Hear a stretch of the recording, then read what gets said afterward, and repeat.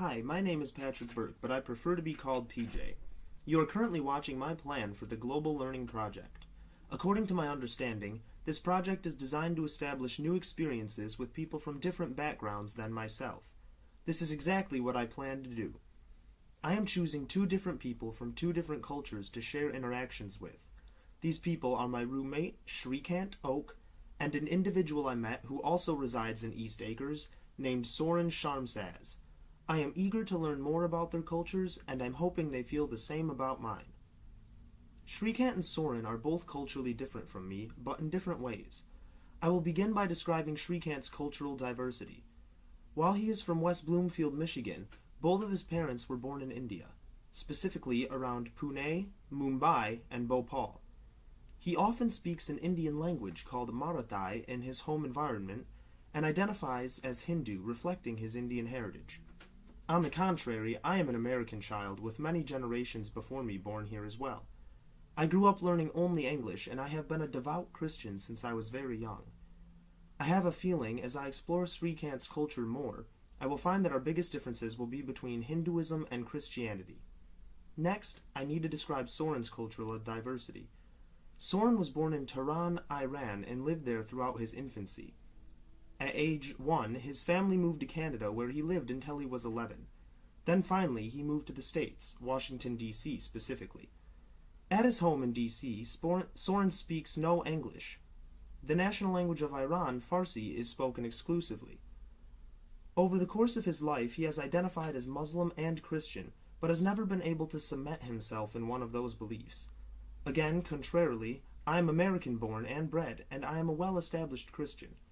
I differ from Soren in about the same ways I differ from Shrikant, but they differ from one another as well.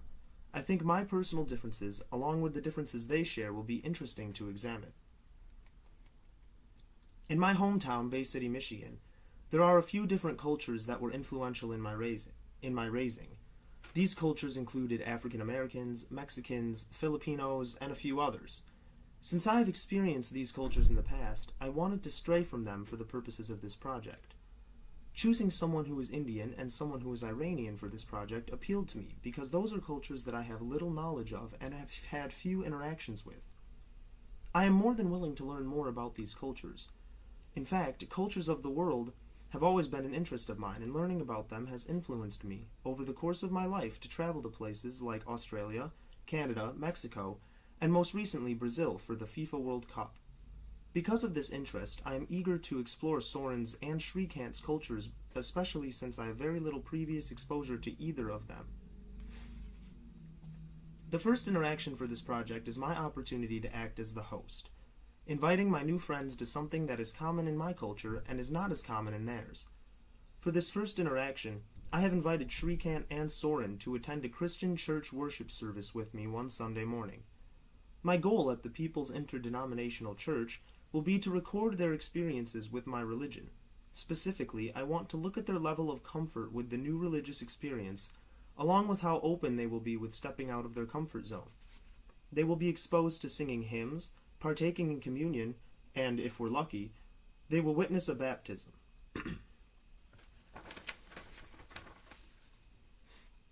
I chose to invite both of my participants to a church service because I believe that religion is a powerful factor in discriminating culture, and the purpose of this project is to promote intercultural interactions. Therefore, it makes sense that I would want to invite them to something that ensures they experience my culture. Hopefully, while we are there, they will teach me more about their religion as well. The second interaction for this project is halfway planned out right now, but it will be planned all the way soon enough. It allows my diverse assistants to act as the host, in an opposite role from the first interaction. When I say I have it halfway planned, I mean that Shrikant has invited me to do something from his culture, but Soren has yet to do so. Shrikant asked me to come to one of his Indian dance team practices. This will be interesting to see because dance is not something normally recognized as a determinant of culture, but it most definitely is. The music they dance to is surely different due to culture as well. Every form of dance I have ever learned would most likely look foreign to him and vice versa. I plan on asking to participate in a dance, or two, hopefully allowing me to grasp the differences from dances I've learned firsthand. This is also a highly anticipated interaction for me because I will get to interact with many Indian people as opposed to just Shrikant.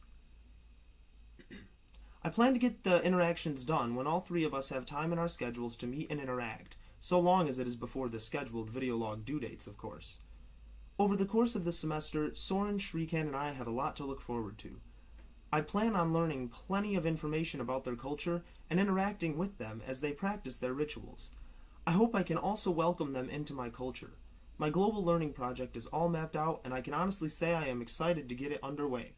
Now I just hope everything goes according to plan.